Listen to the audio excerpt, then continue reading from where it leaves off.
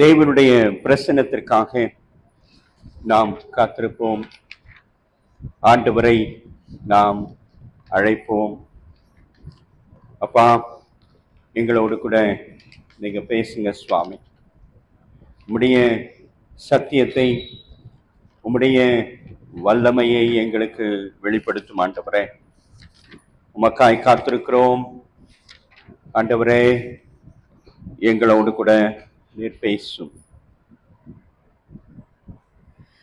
இதுவரை செய்த செயல்களுக்காக இயேசுவே உமக்கு ஸ்தோத்திரம். இதுவரை செய்த செயல்களுக்காக இயேசுவே உமக்கு ஸ்தோத்திரம்.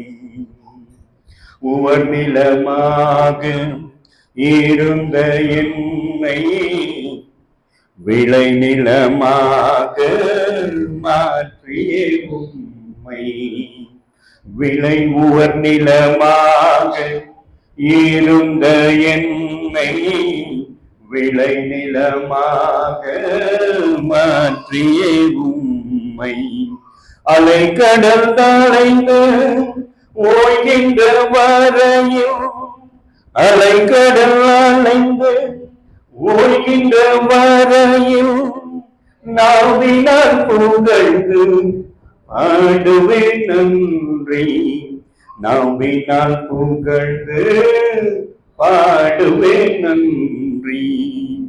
இதுவரை செய்த செயல்களுக்காக இயேசுவே உமக்கே ஸ்தோத்திரம். தனிமரமாக இருந்த என்னை கனிமரமாக மாற்றிய உம்மை, தனிமரமாக இருந்த என்னை கனிமரமாக மாற்றிய உம்மை, தீல் திசைகளும் கோள்களும் அசைகின்ற வரையில், திசைகளும் கோள்களும் அசைகின்ற வரையில் இன்னிசை முழங்கியே பாடுவேன் நன்றி, இன்னிசை முழங்கியே பாடுவேன் நன்றி. இதுவரை செய்த செயல்களுக்காக இயேசுவே உமக்கே ஸ்தோத்திரம். உம் சித்தம் செய்திட அழைத்தவர் நீரே, சொந்தமாய் என்னையே ஏற்றுக்கொள்வீரே. உம் சித்தம் செய்திட அழைத்தவர் நீரே, சொந்தமாய் என்னையே ஏற்றுக்கொள்வீரே. சோர்விலும் தாழ்விலும் சோதனையாவிலும், சோர்விலும் தாழ்விலும் சோதனையாவிலும் தாழ்விலும் தயவாய் பாடுவேன் நன்றி, தாங்கி நிர்தயவாய் பாடுவேன் நன்றி. இதுவரை செய்த செயல்களுக்காக இயேசுவே உமக்கே ஸ்தோத்திரம். நன்றி ஆண்டவரே. இவ்வளவு நாட்கள் ஆண்டவரே சுவாமி, இந்த புதிய ஆண்டில இந்த மே மாதத்தின் 3வது வாரத்துல ஆண்டவரே உம்முடைய பாதத்துல நாங்கள் வருவதற்கு நீர் எங்களுக்கு பாராட்டின கிருபைகளுக்காகப்பா நன்றி ஆண்டவரே. உஷ்ணத்தின் தாக்கம், சூழ்நிலைகள் ஆண்டவரே எங்களை அண்டாதபடி, எங்களை தாக்காதபடி கர்த்தாவே உம்முடைய சட்டையின் நிழலே எங்களை மூடி மறைக்க வேண்டுமாய் நாங்கள் செபிக்கிறோம் ஆண்டவரே. வந்த நாங்கள் அனைவரும் வந்தது போல திரும்பாதபடிக்கு உம்முடைய திரு வார்த்தைகளாலே வசனங்களினாலே நீர் எங்களை போஷிக்க வேண்டுமாய் நாங்கள் செபிக்கிறோம். அந்த மன்னாவை எங்களுக்கு தாரும். அந்த மன்னாவை நாங்கள் உட்கொண்டு ஆண்டவரே உமக்கு பிரியமாய் உமக்கு சாட்சிகளாய் அநேகரை ஆதாயப்படுத்தக்கூடிய ஆற்றலை பெற்றவர்களாக நாங்கள் கடந்து செல்ல எங்களுக்கு உதவி செய்யும். தடைகள் எல்லாவற்றையும் நீக்கி போடுங்க. நீங்க பொறுப்பெடுத்துக் கொள்ளுங்க. இந்த இடத்தை சுற்றி வேலி அடைங்க. இரத்த கோட்டைக்குள்ளாக எங்களை மூடி மறைத்துக் கொள்ளுங்க. உம்முடைய வசனத்தை நாங்கள் கவனமாய் கேட்க ஆண்டவரே எங்களுடைய மனக்கண்களையும் செவிகளையும் திறந்தருளும். ஆசீர்வதியும். அடியனை மறைத்து நீங்க வெளிப்படுங்க. உம்மை காண எங்களுக்கு கிருபை தாரும். அந்த வெளிச்சத்தை எங்களுக்கு கொடுங்க. கண்களை திறந்தருளும் ஆண்டவரே. உம்முடைய பிரசன்னத்தை உணரக்கூடிய அந்த உணர்வுகளை எங்களுக்கு தந்தருளும் ஆண்டவரே. ஆசீர்வதியும். ஆசீர்வதியும். இயேசு கிறிஸ்துவின் மூலம் ஜெபம் எடுக்கிறோம் எங்கள் ஜீவன் உள்ள நல்ல பிதாவே. கிறிஸ்துவுக்குள் அன்பான தேவ ஜனமே, உங்கள் யாவரையும் ஆண்டவராக இயேசு கிறிஸ்துவின் இனிதான வல்லமையான பெரிதான நாமத்தினாலே நாங்கள் வாழ்த்துகிறோம். கர்த்தர் உங்கள் ஒவ்வொருவரையும் ஆசீர்வதித்து காப்பாராக. இந்த 3 பேரு இங்க 3 பேர் உட்கார்ந்துருக்கீங்க இல்லையா? அங்க பின்னாடி வந்துருங்க. இப்படி வந்துருங்க, இல்லைன்னா அங்க போயிடுங்க. உள்ள தள்ளி வாங்க. யாரும் நான் என்ன நீங்க எல்லாரும் பாக்குறோம். எல்லாரும் பாக்குறீங்களா? நான் தெரியுறேனா? அல்லேலூயா. தெரியுறேனாமா? அல்லேலூயா. நமது மெய்ப்பனின் குரல் ஊழியங்களின் சார்பாக எங்களுடைய வாழ்த்துதல்களையும் வணக்கங்களையும் நாங்கள் உங்கள் ஒவ்வொருவருக்கும் தெரிவித்துக் கொள்கிறோம். பிரியமானவர்களே, ஒரு நீண்ட இடைவெளி என்று சொல்ல முடியாத அளவுக்கு சமீபத்தில் நான் நினைக்கிறேன் பிப்ரவரி மாதத்துல மீண்டும் வருகிற ஒரு வாய்ப்பை கர்த்தர் கொடுத்தபடியினாலே கரங்களை தட்டி ஆண்டவருக்கு நன்றி. அதே போல உங்களுடைய ஊழியர் அவர்களுக்கும், ஊழியருடைய குடும்பம், பெரியவர்கள், தாய்மார்கள், சிறு பிள்ளைகள், வாலிப பிள்ளைகள் மாத்திரமல்ல, இந்த சபை ஸ்தாபிக்கப்படுவதற்கு காரணமாக இருந்து கொண்டிருக்கிற அத்தனை நல்லுள்ளங்களை இந்த நேரத்துல நாங்கள் நினைத்து அனைவருக்கும் எங்களுடைய நன்றிகளையும் ஸ்தோத்திரங்களையும் நாங்கள் ஏறெடுக்கிறோம். ஹல்லேலூயா, ஹல்லேலூயா, ஹல்லேலூயா. நீங்க வசனம் வாசிக்கிறீங்கம்மா?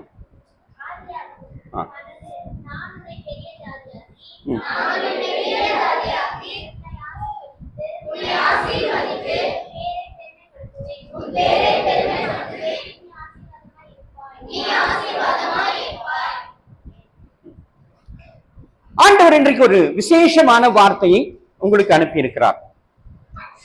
வாசிங்க. சங்கீதங்களின் புஸ்தகம் 119:81. உம்முடைய ரட்சிப்புக்கு என் ஆத்துமா தவிக்கிறது, உம்முடைய வசனத்திற்கு காத்திருக்கிறேன். இன்னைக்கு இங்க வந்த உடனே எனக்கு ரொம்ப சந்தோஷமா இருந்தது. முதல்ல ஒரு காரியத்தை நான் சொல்லணும். நான் எப்படி முதலாக இந்த சபைக்கு நான் எப்படி வந்தேனோ அப்படிதான் இன்றைக்கும் நான் வந்து கொண்டிருக்கிறேன். உங்க ஊழியர் அப்படிதான் என்னை என்ன பண்றாரு, எங்களை அழைக்கிறார். நான் முதல்ல இந்த சபைக்கு நான் வரும்போது எனக்கு இவர் யாருன்னு தெரியாது, நான் யாருன்னு அவருக்கும் தெரியாது. என் போன்ல எங்க போறதுன்னு தெரியல. நான் போன்ல தேடுறேன். போன் நம்பர் ஒண்ணு இருக்கு, பாஸ்டர் பாஸ்கர் இருக்கு. அது யார் கொடுத்ததுன்னு எனக்கு தெரியாது. உண்மையிலே சொல்றேன், அது எப்படி எனக்கு அந்த நம்பர் வந்ததுன்னு தெரியாது. எதேர்ச்சியாக அவருக்கு அந்த நிறைய போன் நம்பர் இருக்கு, அதுல ஒரு நம்பர், இந்த நம்பர் எனக்கு கண்ணில் பட்டது. அவருக்கு போன் பண்றேன்.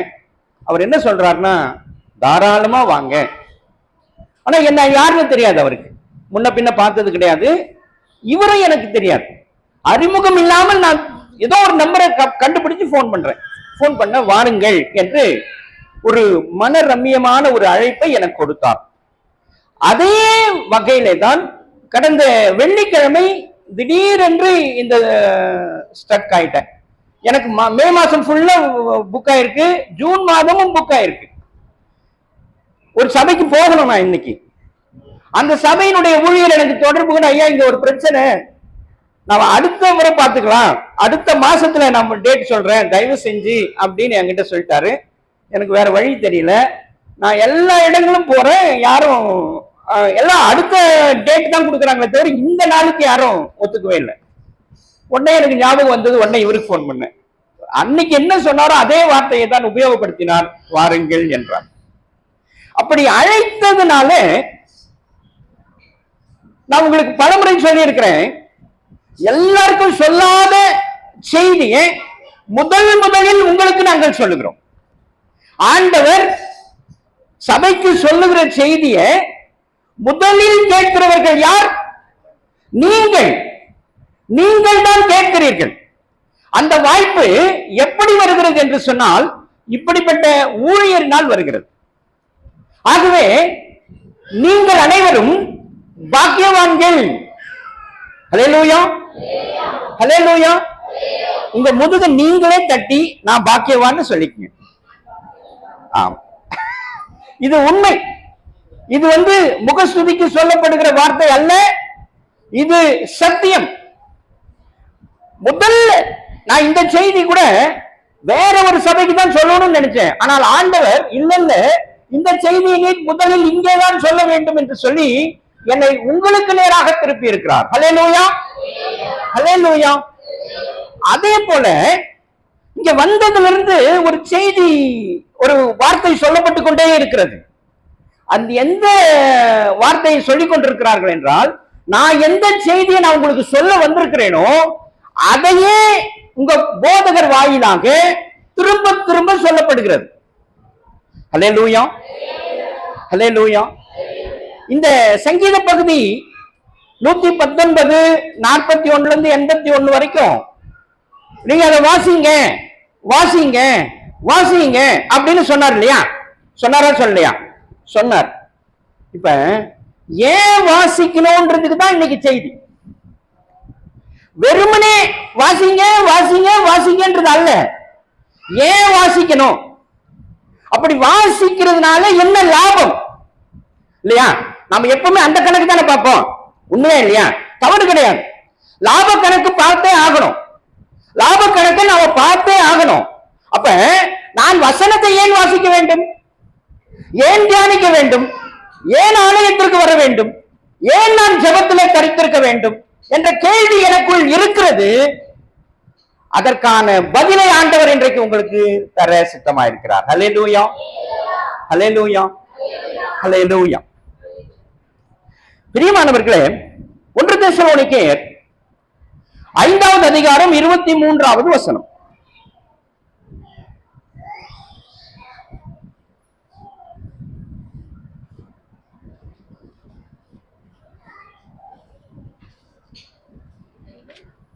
ஒன்று தெசலோனிக்கேயர் 5:23.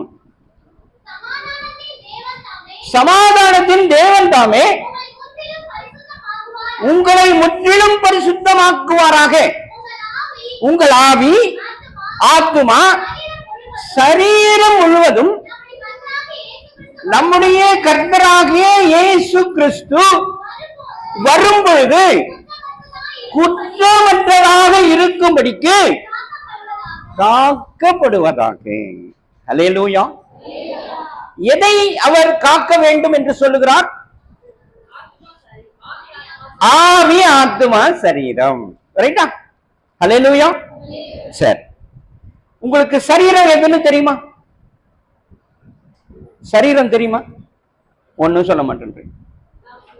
ஆமா, அதுதாங்க. நீங்க ஏன் பயப்படுறீங்க? தைரியமா சொல்லணும். நான் தான் சொல்லிக்கிறேன், நீங்க எதை சொன்னாலும் என்ன சொல்ல மாட்டேன், அவ்வளவுதான். நீங்க என்ன சொன்னாலும் நான் தப்புன்னு சொல்லவே மாட்டேன். தப்புன்னு சொன்னா தான் ஒரு வேளை நீங்க தயங்கலாம், ஏதாவது சொல்லிட்டா அவர் தப்புன்னு சொல்லிடுவாரு, அப்புறம் எதுக்கு நாம பாட்டுக்கு வம்பா போய் மாட்டிக்கிறது, வேண்டான்னு இருக்கலாம். நான் என்ன சொல்றேன், நீங்க என்ன சொன்னாலும் நான் சரி, ரைட்டு ரைட்டு ரைட்டுன்னு தான் சொல்லுவேன்.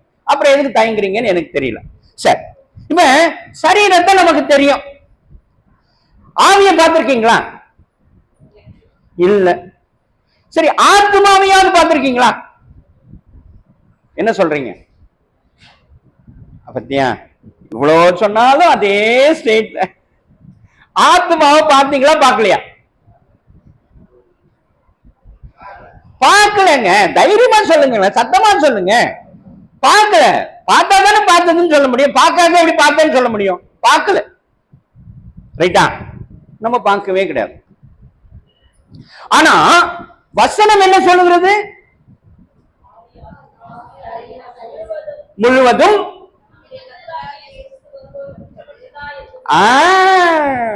இப்ப நம்ம என்ன வசனம் என்ன நமக்கு, நம்ம பார்த்தோமா? ஆவியையும் பார்க்கல, ஆத்மாவையும் பார்க்கல. ஆனா வசனம் என்ன சொல்லுகிறது என்றால், மூணையும் என்ன பண்ணணும்? குற்றம் இல்லாமல் பாதுகாத்துக் கொள்ள வேண்டும். அவர் வரும்போது குற்றமற்றதாக இருக்க வேண்டும் என்று தான் வசனம் சொல்லுகிறதே தவிர, வசனம் இல்லப்பா உடம்பு மட்டும் பார்த்துக்கப்பா, ஆவி ஆத்மா விட்டுருப்பா அப்படின்னு சொல்லுதா? இல்ல. அப்ப இந்த ஆவி ஆத்மா என்பது ஒரு முக்கியமானது. ஆனா அதை நான் பார்க்கவே இல்லை. பிறந்தது முதல் இறப்பு வரைக்குமே யாரும் பார்க்க மாட்டாங்க. நான் கூட பார்த்தது இல்லை. நான் கூட பார்த்ததே கிடையாது. ரைட்டா? ஆனா வசனம் அதை பாதுகாக்க வேண்டும் என்று சொல்லுகிறது. இப்ப உங்களுக்கு இன்னொரு விசேஷம் சொன்னா புரிஞ்சுப்பீங்க. இப்ப காலையில நீங்க சாப்பிடுறீங்களா? சாப்பிடுறோம். எத்தனை வேளை சாப்பிடுறீங்க? 3 வேளை. 3 வேளை கரெக்டா? என்னம்மா? அப்பப்போ யாருங்க அது? பசியத்தான் அப்பப்போ சாப்பிடுற யாருங்க அது? சரி, ரைட். என்னங்க? நம்முடைய ஆட்கள் தான் பசியத்தான் அப்பப்போ சாப்பிடுறது. Very good. சரி, வேற அப்ப கணக்க கரெக்டா சொல்லுங்க. எத்தனை வேளை சாப்பிடுறீங்க? எத்தனை வேளை? 3 வேளை தானா? யாரு இது பாருங்களேன், எவ்வளவு எவ்வளவு எவ்வளவு. Very good, correct. 7 correct. 7 correct. ரொம்ப சரி. இப்ப நல்லா ஞாபகம் வச்சுங்க, நல்லா புரிஞ்சுக்கொள்ளுங்க. இப்ப இது 7 வேளையை நான் சாப்பிடலன்னு வச்சுங்க, என்ன ஆவேன்? டயர்ட் ஆயிடுவோமா இல்லையா? நம்ம எல்லாம் டயர்ட் ஆயிடுவோம்ல. ஆமா. அப்போ நம்ம உடம்ப எனர்ஜெட்டிக்கா வச்சுக்கணும்னா நான் சாப்பிடணும். இவ்வளவு இந்த இது இருக்கு. கரெக்டான விஷயம். நீ தப்பாவே இல்லை, நீ கரெக்டா தான் சொன்ன. 7 வேளைங்கிறது 7, 8 கூட ஆகும். ஸ்நாக்ஸ் இருக்குது, 2 வேளை டீ இருக்கு, காலையில ஒரு முறை டீ இருக்கு, ஈவினிங் ஒரு டீ இருக்கு இல்லையா? 7, 8 முறை கூட வந்துடும். அதனால தவறு கிடையாது. ஆனா இது மிஸ் ஆச்சு அப்படின்னா என்னுடைய சரீரம் என்ன ஆயிடும்? பலகீனமாகி விடும். நான் சோர்ந்து விடுவேன் என்பது யதார்த்தம். எல்லாருக்கும் நடக்கும். ரைட்டா? எல்லாருக்கும் நடக்கிற ஒரு காரியம் அது. இப்ப நல்ல ஒரு விசேஷத்தை புரிஞ்சு கொள்ளுங்க. இந்த இந்த குவான்டிட்டியை நாம படிச்சிருக்கோம். படிச்சவங்களுக்கு தெரியும். 1600 கலோரிஸ்ல இருந்து 3000 கலோரி வரைக்கும் நமக்கு தேவை எனர்ஜி. அவ்வளவு தேவை இருக்கு நமக்கு. அது ஒவ்வொரு சரீரத்துக்கு ஏற்ப முன்ன பின்ன ஏறு வர இறங்கும். ரைட்டா? சரி, தம்பிய பிடிமா, தம்பிய பிடிமா, தம்பிய புடி, தம்பிய புடி. சரி, நல்ல கவனிங்க, நல்ல கவனிங்க. இந்த அத்தனை கலோரிஸ் நமக்கு தேவைப்படுகிறது. அது போலதான் நம்முடைய ஆத்மா என்கிற ஒன்றுக்கும் எனர்ஜி தேவைப்படுகிறது. தெரியுமா உங்களுக்கு? ஆத்மா என்பதற்கும் ஒரு எனர்ஜி தேவைப்படுகிறது. அந்த எனர்ஜி எங்கிருந்து வர வேண்டும் என்றால், எப்படி நீ அதை பூஸ்ட் பண்ண முடியும், அதை எனர்ஜெட்டிக்கா வச்சுக்கொள்ள முடியும், ஆரோக்கியமாய் வச்சுக்கொள்ள முடியும், பலமாக வைத்துக் கொள்ள முடியும் என்றால் வசனம் ஒன்றுதான் அதற்கு ஆதாரமாக இருக்க முடியும். அல்லேலூயா. தயவு செய்து கவனமாக கேளுங்கள், கவனமாக கேளுங்கள். இவ்வளவு நாள் நீங்க எப்படி இருந்தீங்களோ அதெல்லாம் எனக்கு தெரியாது. இனிமே நான் இதே போல இருந்தேன் என்றால் அது ரொம்ப ஆபத்து.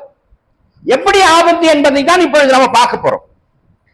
பாஸ், இப்ப அதுக்கு முன்னாடி இப்ப நாம இந்த ஆவி ஆத்மா சரீரம் என்பது என்னன்னு பார்த்துக்கலாம். இப்ப நீங்க இருக்கீங்க இல்லையா எல்லாரும், நீங்க நானு எல்லாருமே. மாமாப்பா பாப்பா உன் பேர் சொல்லுமா. நந்தினி. நந்தினி இருக்கு இல்லையா, நந்தினி என்பது யார் என்றால் யாரு? நந்தினி யாரு? என்னமா? பெண்ணு. அப்புறம் வெரி குட், சரி. அப்புறம் சரி, வெரி குட், கிட்ட வந்துட்டீங்க. அதாவது நந்தினி வந்து ஆவி, ஆத்மா, சரீரம், இது மூன்றும் உள்ளதுதான் நந்தினி. வெறும் சரீரம் மட்டும் நந்தினி கிடையாது. நந்தினி அப்படின்னா ஆவி, ஆத்மா, சரீரம், இது மூணும் சேர்ந்ததுதான் நந்தினி. அப்படிதான் நாம் அனைவரும், எல்லாருக்குமே என்ன இருக்கு? ஆவி இருக்கு, ஆத்மா இருக்கு, சரீரம் இருக்கு. இப்ப ஆண்டவர் மனிதனை எப்படி உண்டாக்கினார்? எப்படி உண்டாக்கினார்? மண்ணினாலே உண்டாக்கினார். அப்புறம்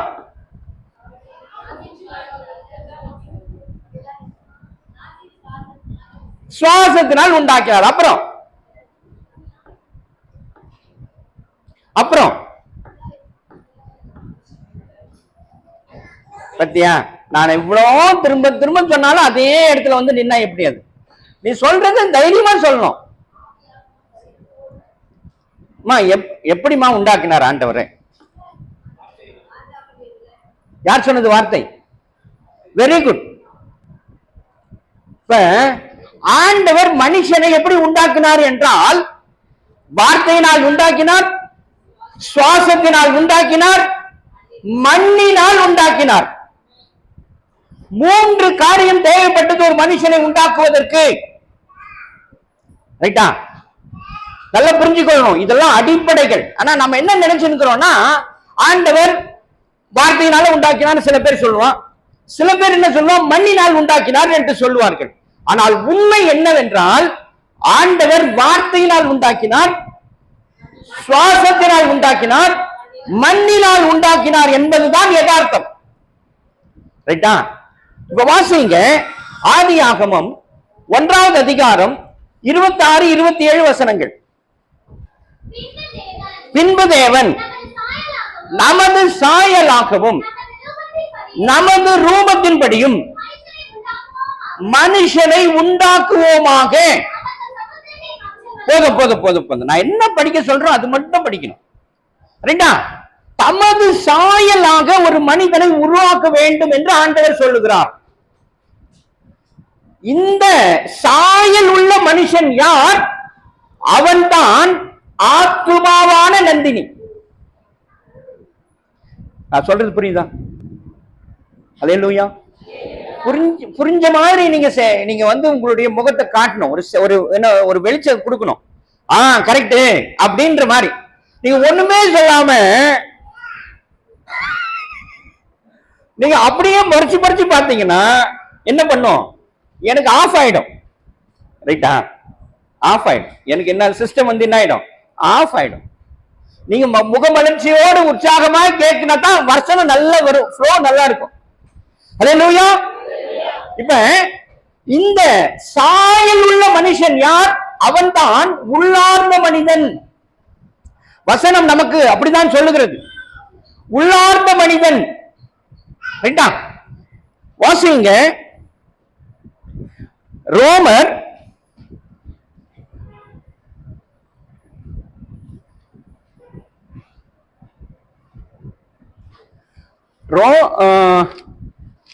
5வது அதிகாரம், ரோமரா இல்ல ஒரு நிமிஷம்.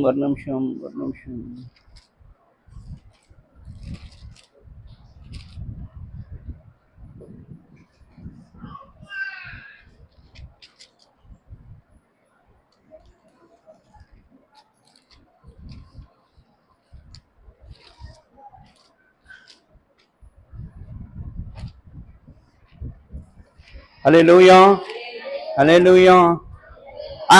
2 கொரிந்தியர் 4:16.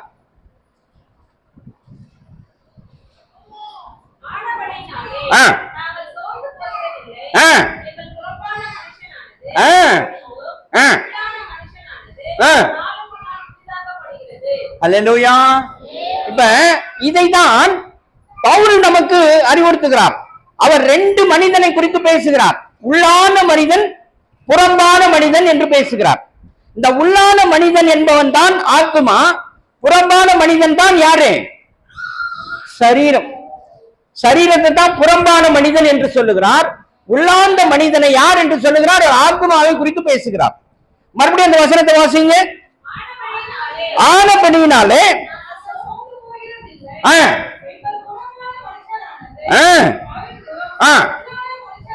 பாத்தீங்களா, புறம்பான மனிதன் அழிவுக்கு போனாலும், அழிந்து போனாலும், நான் சோர்ந்து போனாலும், உள்ளார்ந்த மனிதன் என்ன பண்றானா?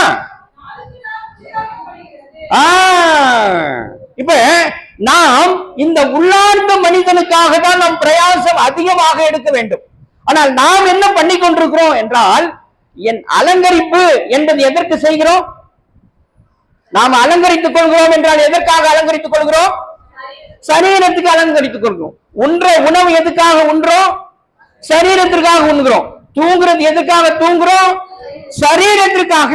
ஆனால் நாம் உள்ளான மனிதனுக்காக எந்த பிரயாசமும் எடுப்பதில்லை.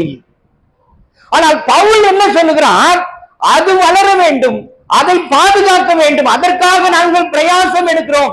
புறம்பான மனிதன் அழிந்து போனாலும் உள்ளான மனிதன் நாளுக்கு நாள் புதிதாக்கப்படுவதற்காக அவர் பிரயாசம் எடுக்கிறார். இப்ப நாம அப்படித்தான் உள்ளார்ந்த மனிதனுக்காக நான் பிரயாசம் எடுக்க வேண்டும். ஹல்லேலூயா, ஹல்லேலூயா, ஹல்லேலூயா. சரி, இப்ப ஆதியாகமம் 2:7 வாசிங்க.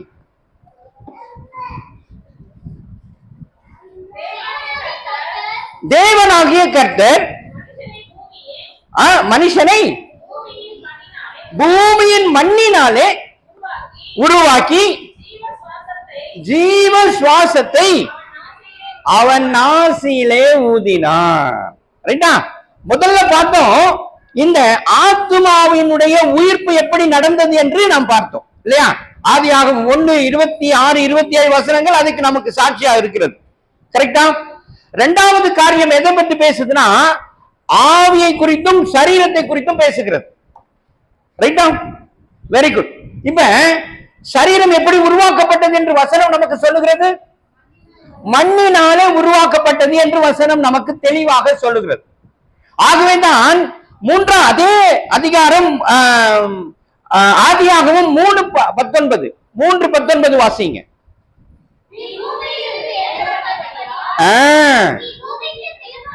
நீ பூமிக்கு திரும்ப மட்டும் நீ மண்ணாய் இருக்கிறாய், மண்ணுக்கு திரும்புவாய். அப்ப இந்த சரீரம் தான் மண்ணுக்கு போகிறது. ரைட்டா? ஆத்மா போகல. நல்லா புரிஞ்சுக்கொள்ளணும். சரீரம் மட்டும்தான் எங்க போகுது? மண்ணுக்கு. ஏன் மண்ணுக்கு போகுது? அது மண்ணிலிருந்து எடுக்கப்பட்டது.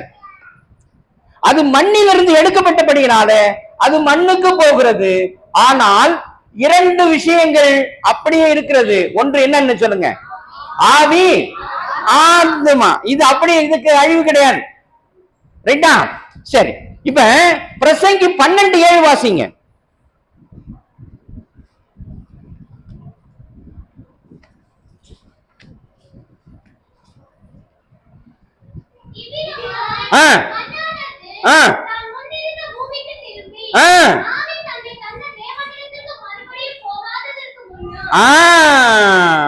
அங்க ஒரு ரகசியத்தை அவர் சொல்றாங்க. என்ன ரகசியம்? சரீரம் மண்ணுக்கு போயிடுது, அதை பத்தி மறுபடியும் அங்க சொல்றாங்க.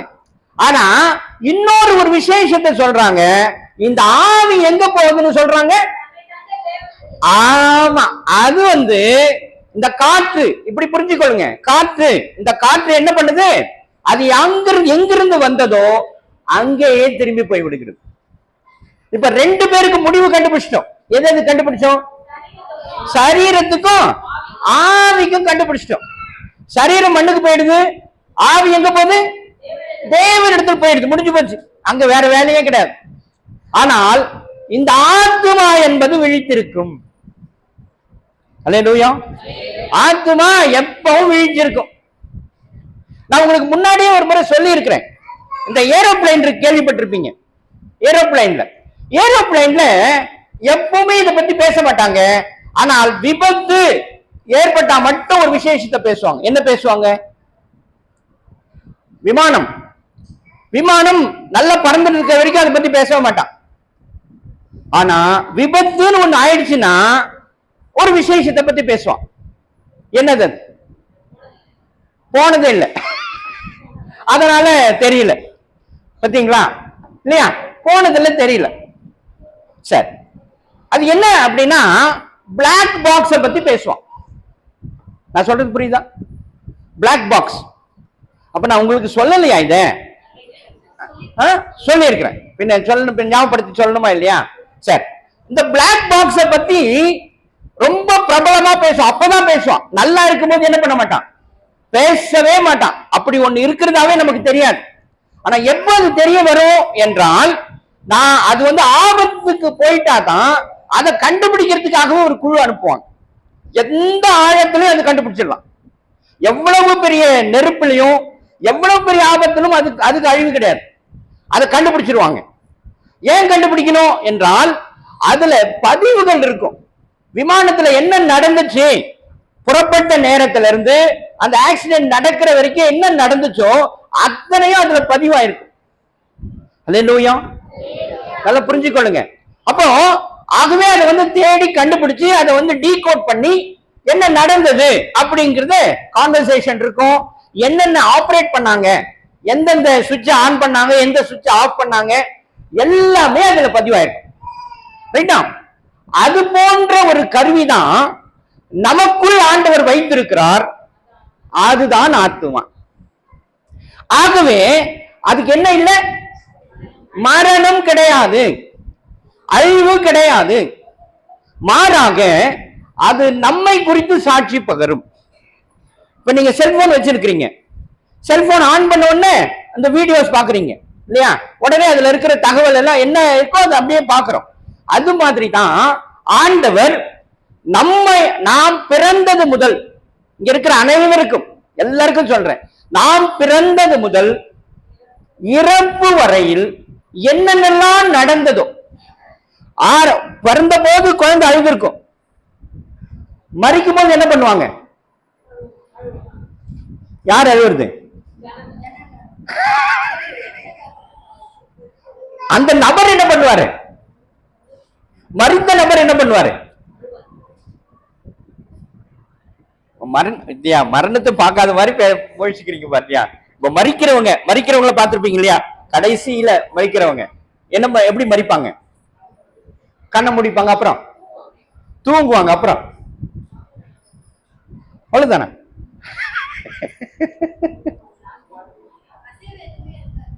அசைவு எதுவுமே இருக்காது. நீங்க அப்ப சரியா மரணத்துக்கே போலன்னு தெரியுது. இதுல என்னமா மாலை நீங்க அதெல்லாம் நீங்க பண்றதுக்குமா? அவங்க என்ன பண்ணுவாங்க?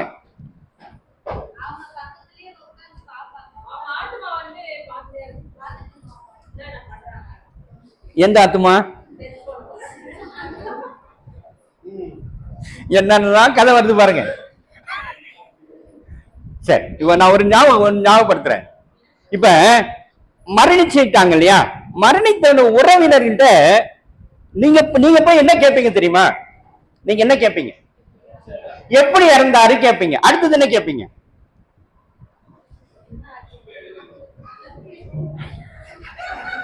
சீக்கிரம் எடுங்கப்பா, சீக்கிரம் எடுங்கப்பா, வெயில் ஏறுதுன்னு கேட்பீங்க இல்லையா? இல்ல, நீங்க சொல்லவே மாட்டேன்றீங்க. என்ன கேட்பீங்கன்னா, என்ன சொன்னாரு, ஏதாவது சொன்னாரா? பத்தியா எவ்வளவு விசேஷமானது நீங்க மறந்துறீங்க பாரு. எப்ப எடுக்கிறதெல்லாம் சொல்றீங்க, மாலை போடுறத சொல்றீங்க, பாக்குறத சொல்றீங்க. ஆனா அவங்க என்ன செஞ்சாங்கன்னு சொல்லணுமா இல்லையா? நம்ம விசேஷமா கேட்போம். எல்லாரும் கேட்கறது. ஒருவர் மரிச்சிட்டாருன்னா எப்படி மரிச்சாரு, என்ன ஆச்சு அப்படின்னு கேட்போம். என்ன சொன்னாரு, என்ன செஞ்சிட்டு இருந்தாரு, அப்போ கடைசியா என்ன பண்ணாரு, அப்ப என்ன சொல்லுவாங்க? அவர் சாப்பிட்டாருங்க, சிரிச்சுன்னு இருந்தாருங்க, நல்லா சிரிச்சு பேசிட்டு இருந்தாருங்க, சொல்லுவாங்களா இல்லையா? நல்லா இருந்தாருங்க, அருமையா இருந்தாரு, நல்லா பேசிட்டு இருந்தாரு, யாரையும் ஒருத்தர் கூப்பிட்டாரு, உங்களை கூட கேட்டாரு அப்படின்னு எல்லாம் சொல்லுவாங்க.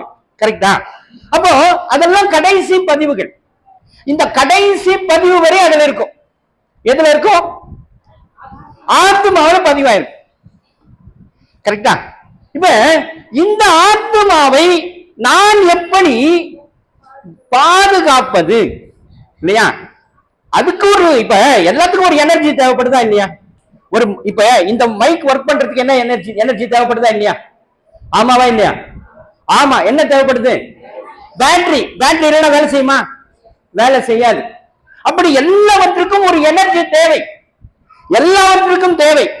அப்படித்தான் உங்கள் ஆத்மாவுக்கும் எனர்ஜி தேவை. ஆனா நான் அதை கண்டுக்கிறதே இல்லை. இது வரைக்கும் நீங்க ஏதாவது பண்ணிருக்கீங்களா? நீங்க ஏதாவது பண்ணிருக்கீங்களா? இல்ல இல்ல, ஒண்ணுமே பண்ணல. ஆனால் நீங்கள் செய்ய வேண்டும். ஏன் பண்ணலன்னா எனக்கு அது தெரியாது, தெரியாதனால நான் பண்ணல. ரைட்டா? எனக்கு அது தெரியாது. இப்ப வாசியுங்கள், லூக்கா 5வது அதிகாரம் 20வது வசனம்.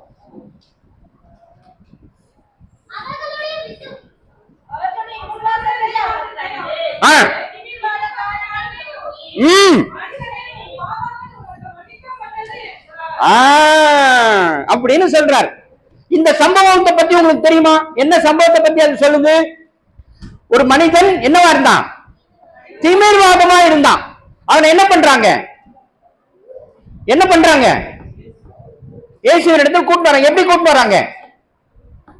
பத்தியா? ஒன்னும் சொல்ல மாட்டேன்றீங்க. எப்படி கூட்டு வராங்க? அததான் சொல்லணுமா? ஏன் சொல்ல மாட்டேன்? அதெல்லாம் சொன்னா தானே நீங்க ரிமெம்பர் பண்றீங்களா இல்லையான்னு, எனக்கு ஃபாலோ பண்றீங்களான்னு தெரியணுமா இல்லையா? மேல் வீட்டை ஓட்ட பிரிச்சுட்டு அப்படியே இறக்குறாங்க. ஏன்னா கூட்டம் அதிகமா இருக்கிறதுனால உள்ள கொண்டு போக முடியல. ரைட்டா? அப்ப இறக்குறாங்க. அப்ப இறங்கின மனுஷன் இடத்துல போய் ஆண்டவர் சொல்றாரு, உன் பாவம் உனக்கு மன்னிக்கப்பட்டதுன்றார். ரைட்டா? அப்ப அடுத்த வசனத்தை வாசிங்க.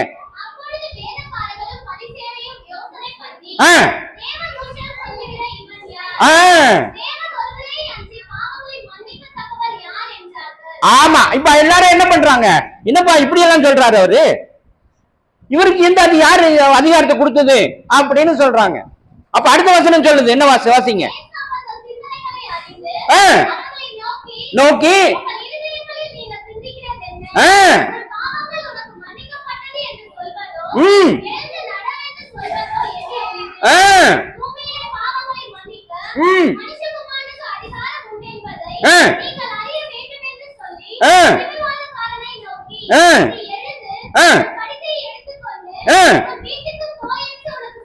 ஹல்லேலூயா. இந்த இடத்துல 2 வகையான ஹீலிங்க, சுகமாக்குதலை ஆண்டவர் அங்கே செய்கிறார். நல்லா புரிஞ்சுக்கொள்ளணும். ஒவ்வொரு வசனத்திற்கும் அர்த்தம் உண்டு, ஒவ்வொரு வசனத்திற்கும் அர்த்தம் உண்டு. முதலில் அவர் செய்தது ஸ்பிரிச்சுவல் ஹீலிங். அது என்ன ஹீலிங்னா, ஆத்மாவை முதலாவது அவர் ஆரோக்கியப்படுத்துகிறார். ரைட்டா? நல்லா புரியுங்கம்மா? கவனிக்கிறீங்களாமா? குழந்தைய வச்சுன்னு விளையாடுறேன், கவனிக்கிறீங்களா? இப்படி பண்ணிட்டு இருந்தா எப்படி? நீங்க போய் பின்னாடி உட்காந்துக்குங்க. ஹல்லேலூயா. நல்ல கவனிங்க. வசனத்தை தயவு செஞ்சு விட்டுறாதீங்க. இது சாதாரணமான வார்த்தைகள் கிடையாது. இது உங்கள் வாழ்க்கைக்கான வார்த்தை. நீங்க ஆதாயப்படுத்திக் கொள்ள வேண்டிய வார்த்தை, நீங்கள் பயன்படுத்த வேண்டிய வார்த்தை. இன்னைக்கு உங்க ஊழியர் என்ன சொல்லிட்டு இருந்தார்னா, நீ வசனத்தை வாசி வாசி வாசி வாசி என்று சொன்னார். ஏன் வாசிக்க வேண்டும் என்று யாராவது கேட்டீங்களா? நீங்க யாராவது கேட்டீங்களா? நீங்க என்ன நினைச்சீங்கன்னா, அவர் சொல்லுவாரு, நான் செஞ்சா தானே. கரெக்டா? அவர் எப்பவுமே சொல்றது தானே, அவர் சொல்லினே இருப்பார். எவ்வளவு நேரம் சொல்றாரோ அவர் பாட்டுக்கு சொல்லட்டும். நான் கேட்கறதும் கேட்காதும் ஏன் சௌகரியம் அப்படின்னு இருப்பீங்க நீங்க. ஆனா இனி அப்படி இருக்காதீங்க, இனி அப்படி இருக்காதீங்க. ரொம்ப முக்கியம். இதுல இன்னொரு விசேஷத்தை சொன்னா நீங்க பயந்துருவீங்க. என்ன விசேஷம் அப்படின்னா, வாசிங்க 1 கொரிந்தியர் 15:51-52.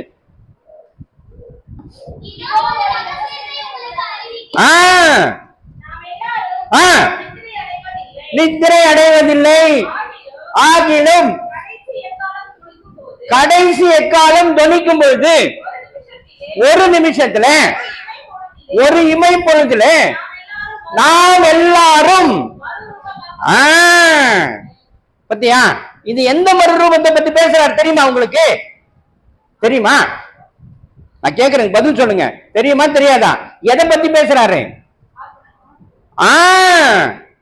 அப்போ ஆத்தும மறுரூபத்தை பத்தி பேசுறாரு. அது எப்படி இருக்கும் அப்படின்னு பார்த்தா, யோவான் எழுதின சுவிசேஷம் 20வது அதிகாரம் 26வது வசனம். யோவான் 20:26.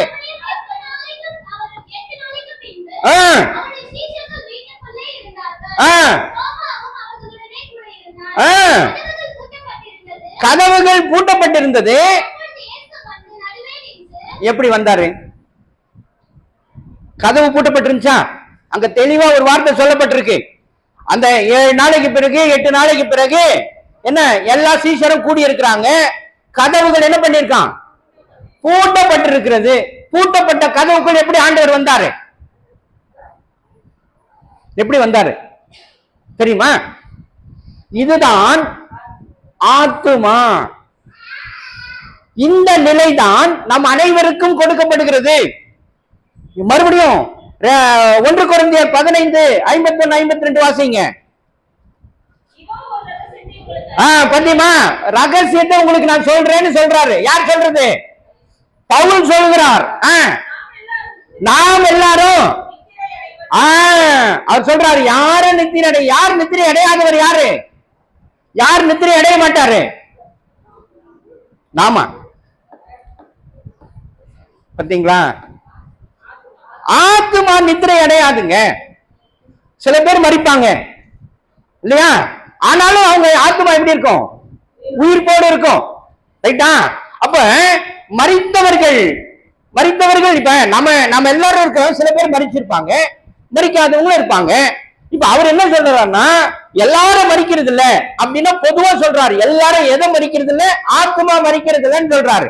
அப்படியே மரித்திருந்தால் அவர்கள் முதலாவது எழுந்திருப்பார்கள் அப்படின்னு சொல்றாரு. அடுத்தது என்ன சொல்றாரு? மரியாமல் இருக்கிற நாம் இல்லையா, நாம் என்ன பண்ணுவோம்? மறுரூபமாக்கப்படுவோம். எப்படி மறுரூபமாக்கப்படுவோம்? ஆண்டவராக இயேசு கிறிஸ்து உயிர் தெழுந்த போது எப்படி வெளிப்பட்டாரோ அப்படிதான் நம்ம மறுரூபமாக்கப்படுவோம்.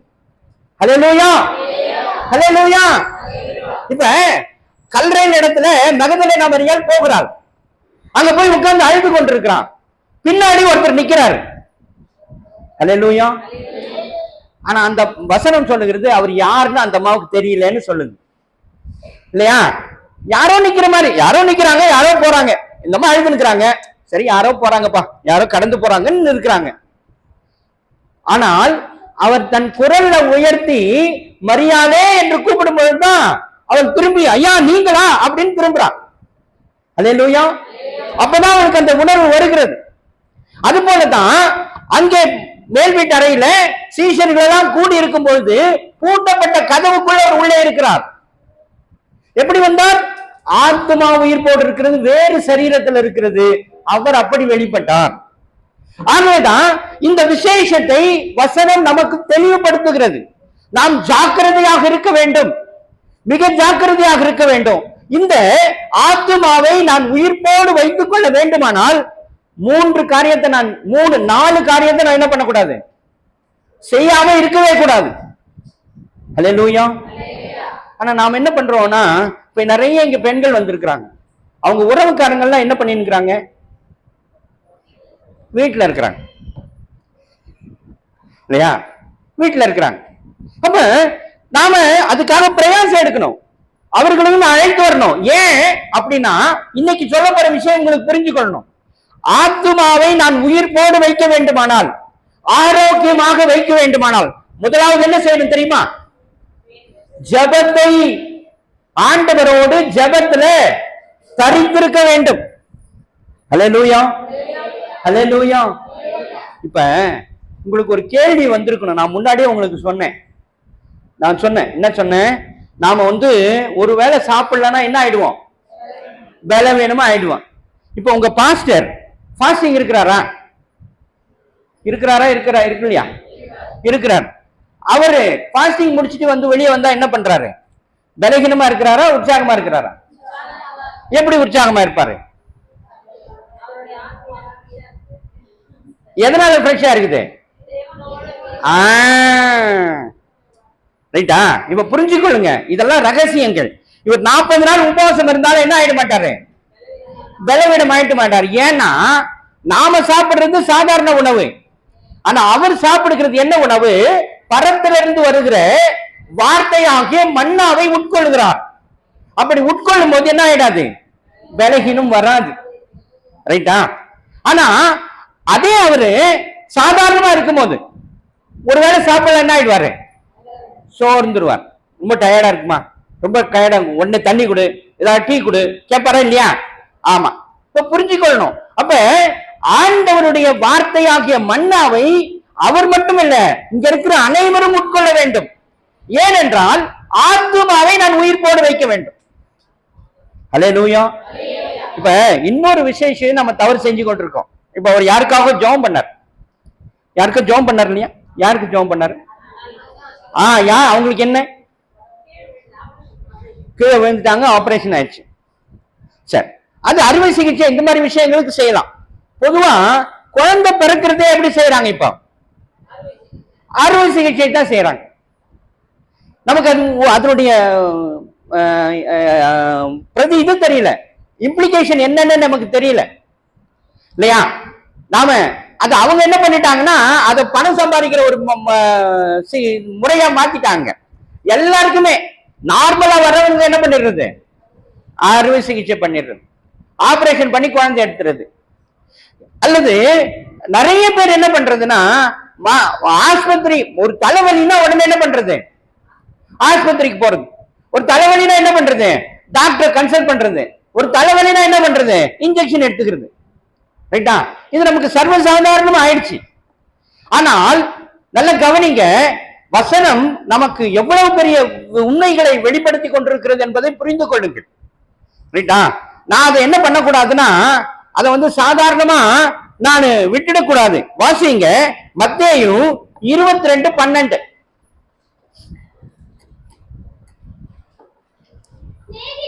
சிநேகிதனே,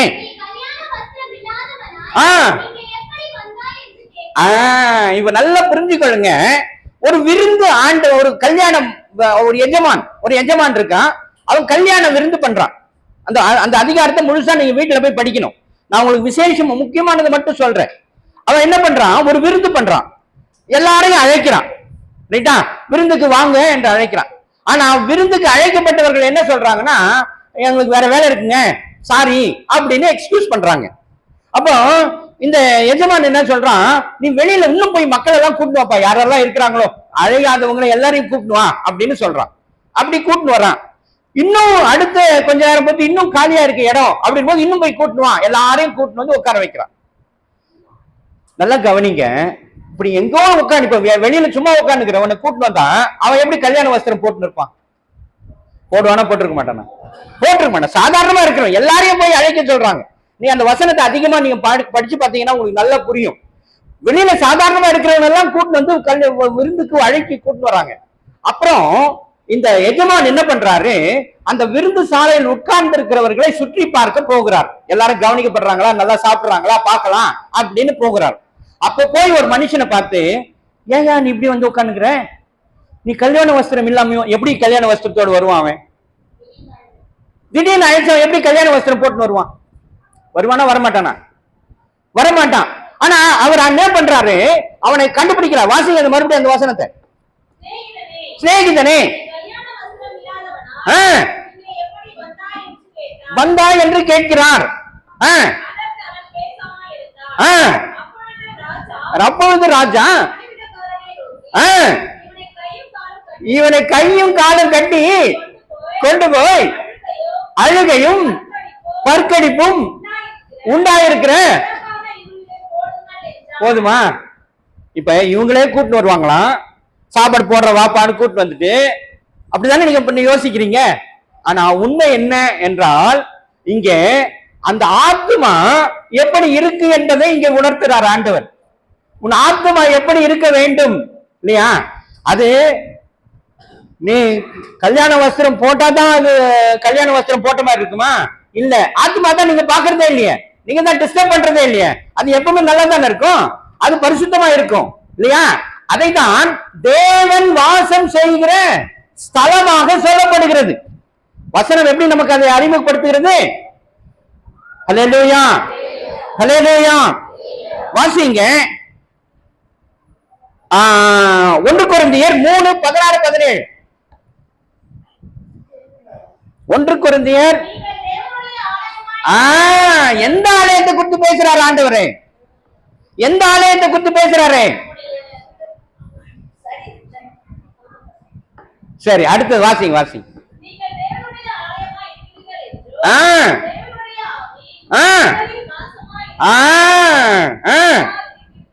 அடுத்தது அல்லேலூயா. இவர் எந்த ஆலயத்தை குறித்து பேசுறார் தெரியுமா? இப்ப ஆத்துமாவை குறித்து பேசுறார். நீ அதை கெடுத்து விடக் கூடாது, ரைட்டா? இப்போ இந்த வசனத்தையும் இந்த மத்தேயு 22:12 சொல்லப்பட்டதை பொறுத்து பாருங்க, ரைட்டா? அப்போ அந்த ஆத்துமா இடத்துல ஆண்டவர் பேசுகிறார். நீ எப்படி இந்த வஸ்திரம் இல்லாமல் வந்தாய்? அல்லேலூயா. நான் சொல்றது புரியுதா புரியலையா? நல்லா புரியுதா?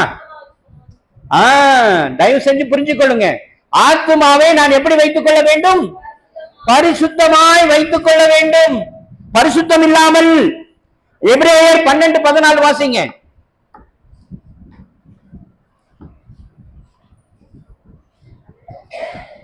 எபிரேயர் 12:14.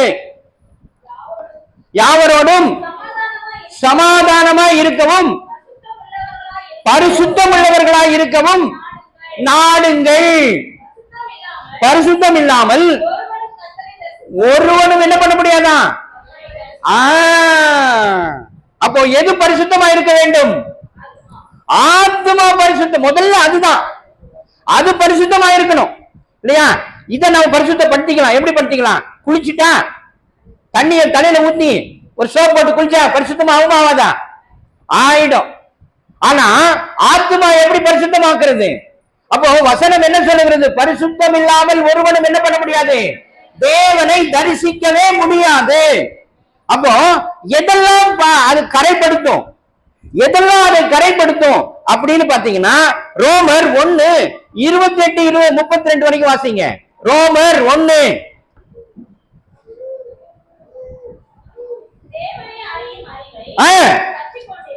பற்றி கொண்டிருக்கேன் அவர்களுக்கு மனதில்லாது இருந்தபடியால் தகாதவைகளை செய்யும்படி தேவன் அவர்களை கேடான சிந்தைக்கு ஒப்பு கொடுக்கிறார்.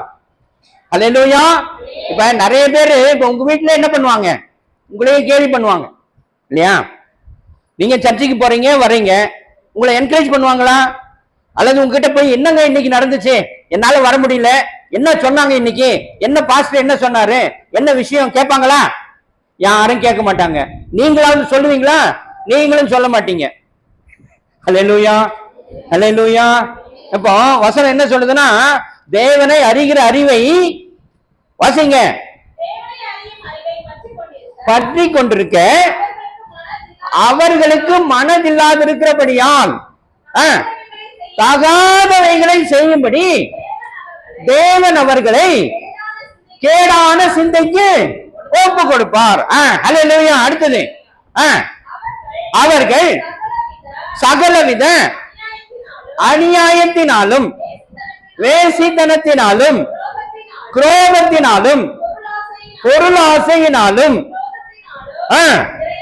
நிறையப்பட்டு பொறாமையினாலும் கொலையினாலும் வாக்குவாதத்தினாலும் என்னமா வஞ்சகத்தினாலும் வன்மத்தினாலும் நிறைந்தவர்களுமாய் புறங்கூறுகிறவர்களுமாய் அவதூறு பண்ணுகிறவர்களுமாய் தேவ பகஞ்சருமாய் அகந்தை உள்ளவர்களுமாய் வீம்புக்காரருமாய் பொல்லாதவைகளை யோசித்து என்னம்மா பிணைக்கிறவர்களுமாய், பெற்றோருக்கு கீழ்ப்படியாதவர்களுமாய், உணர்வில்லாதவர்களுமாய், உடன்படிக்கையை மீறுகிறவர்களுமாய், சுபாவ அன்பில்லாதவர்களுமாய், இணங்காதவர்களுமாய், இரக்கமில்லாதவர்களுமாய் இருக்கிறார்கள். அல்லேலூயா. இப்படி எல்லாம் இருந்தா என்ன பண்ண முடியாது? அதுக்கு முன்னாடி ஒரு வார்த்தையை சொல்லணுமே, ஆத்துமாவை. கரெக்ட், கை தட்டுங்க.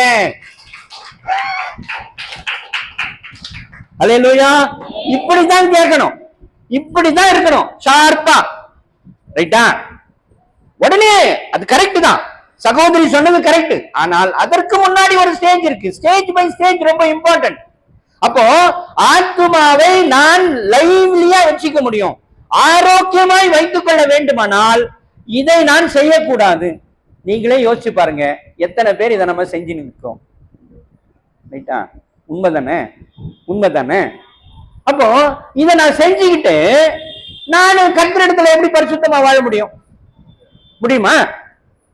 முடியாது, முடியவே முடியாது. ஆகவேதான் இப்ப நாம என்ன சொல்றோம் அப்படின்னா, இதை கொஞ்சம் கொஞ்சமா நீங்க விளக்கணும். ஆரம்பத்துல தெரியாதுதான், தெரியாம சில விஷயங்களை உடனே பட்டுன்னு சில விஷயங்களை செஞ்சிருவோம். தெரிந்தோ தெரியாமலோ, அறிந்தோ அறியாமலோ சில தவறுகளை செய்வோம். ஆனால் நாள் பட அது தொடரக்கூடாது.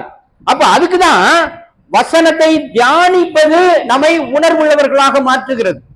ஜெபம் நமக்கு உணர்வை கொடுக்கிறது. தேவ ஆலயம் பிரவேசங்கள் நமக்கு அந்த உணர்வை கொடுக்கிறது. இங்கே கேட்கப்படுகிற அந்த சத்தியங்கள் நமக்கு அந்த உணர்வை உணர்த்துகிறது என்பதற்காக தான் இந்த விஷயங்களை திரும்ப திரும்ப திரும்ப திரும்ப திரும்ப திரும்ப சொல்லிக்கொண்டே இருக்கிறோம். பாஸ்டர் என்ன சொல்றாரு? ஜெபம் பண்ணுங்க, ஜெபம் பண்ணுங்க, ஜெபம் பண்ணுங்க. ஏன் சொல்றாரு அப்படின்னா, நீ ஜெபம் பண்ண முழங்கார் படியிட பொழுது அல்லது ஜெபம் பண்றது உட்காரும் பொழுது முதல் காரியம் என்ன தெரியுமா நடக்குது? நல்லா புரிஞ்சுக்கொள்ளுங்க. நீங்க ஜெபம் பண்ண, இது வரைக்கும் நமக்கு தெரியாது, இதெல்லாம் தெரியாது. நீங்க ஜெபம் பண்ண யாரானாலும் ஜெபம் பண்றதுக்கு உட்கார்றீங்கன்னு வைங்க, நீங்க ஃபர்ஸ்ட் ஆண்டவரை நெருங்குகிறீர்கள் என்று அர்த்தம். அல்லேலூயா. அவர் கேட்கிறாரு, கேட்கல, அது அப்புறம் கதை.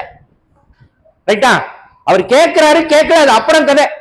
ஏன்னா அது அவர் கேட்கறதுக்கு ஒரு அதுதான் பரிசுத்தம் தேவைப்படுது. ஆனா பரிசுத்தம் இல்லாமலே நீங்க உட்காரலாம். ஆனால் நீங்க ஒன்று நல்ல முடிவெடுத்துக் கொள்ளுங்க, நான் தேவனை நெருங்குகிறேன் என்ற முடிவெடுத்துக் கொள்ளலாம். அதை யாரும் தடுக்க முடியாது. அதே நான் சொல்றது புரியுதா?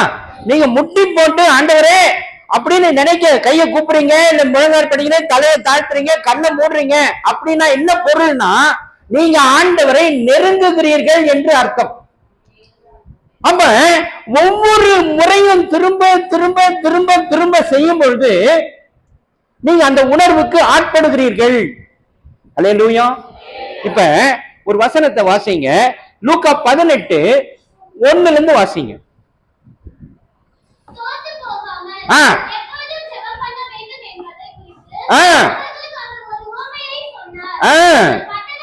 ஒரு பட்டணத்துல, நல்லா கவனிங்க, ஒரு பட்டணத்துல ஒரு நியாயாதிபதி இருந்தான். நல்ல கவனிங்க, அவனுக்கு தேவனுக்கு பயப்படாதவன் என்று சொல்லுகிறார்.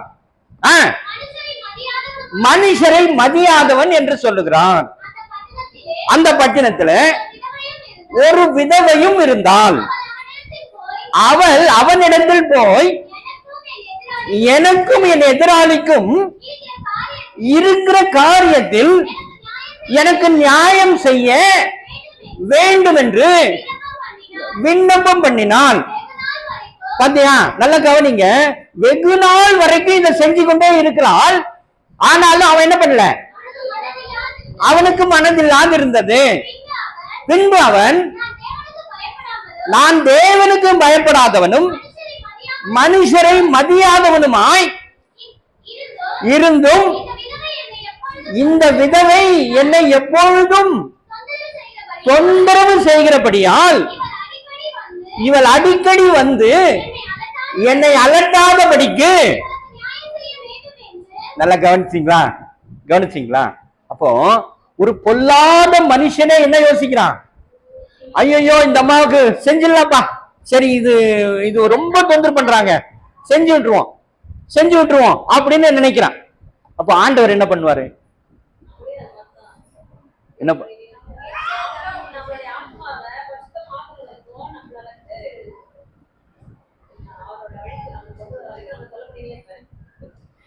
இது வேற டைமென்ஷன். இது வேற டைமென்ஷன், கரெக்ட் தான். ஆனா நல்லா புரிஞ்சுக்கொள்ளுங்க, சரியான பதம் என்னன்னு சொல்றேன். இப்ப பொல்லாத மனுஷனை போய் ஒரு அம்மா போய் தொந்தரவு பண்ணிட்டே இருக்கிறாங்க. அவன் ரொம்ப கஷ்டம், ரொம்ப நாள் வந்து தொந்தரவு பண்றதுனால சரிப்பா பதில் செஞ்சிடலாம். இப்ப ஆண்டவர் நீங்க வந்து அவரை போய் தொந்தரவு பண்ணிட்டே இருக்கிறீங்க. ஒரு பொல்லாத மனுஷனே மனம் மாறி அந்த அம்மாவுக்கு ஒரு காரியத்தை செய்யும் போது ஆண்டவர் செய்வாரா செய்ய மாட்டாரா? அதுதான் அதுக்கு சரியான பதம். ரைட்டா? நீங்க சொன்னதும் கரெக்ட் தான். ஆனா இதுதான் சரியான பதம். இதுதான் அதுக்காக தான் அது உணர்த்துறார். அதனாலதான் முதல் வசனம் 18:1 வாசிமா. சோர்ந்து போகாமல் எப்பொழுதும் ஜெபம். எப்போதும், அதான் உங்களுக்கு சொன்னேன். நீங்க ஒவ்வொரு முறையும் ஆண்டவரை நெருங்க நீ ஜெபம் பண்ணவே வேண்டாம். முட்டி போட்டு ஜெபம் பண்றதுக்குன்னு உட்கார்ந்த உடனே உங்களுக்கு ஒரு நிச்சயமாக ஒரு அனுபவம் அல்லது நீங்க நினைக்க முடியும், நான் ஆண்டவரை நெருங்குகிறேன். அல்லேலூயா. நான் ஆண்டவரை நெருங்குகிறேன்.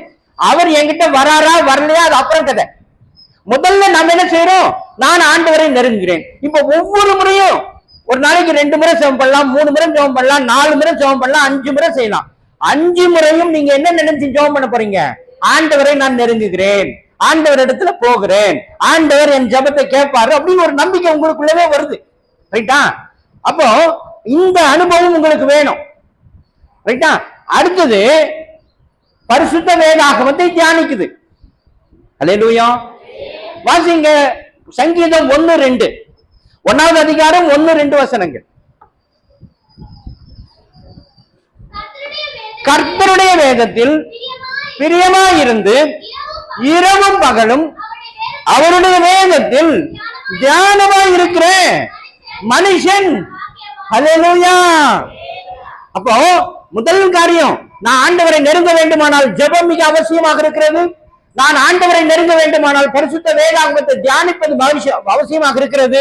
3வது ஆலயத்திற்கு செல்வது அவசியமாக இருக்கிறது.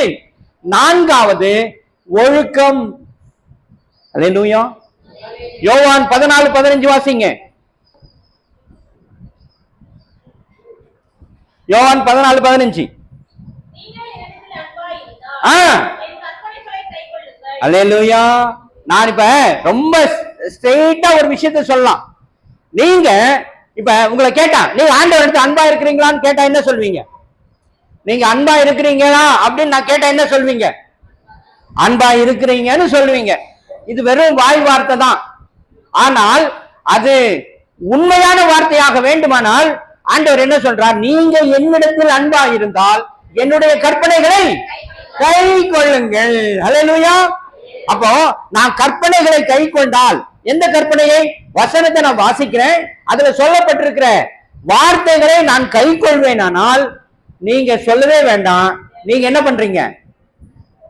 நீங்க என்ன பண்றீங்க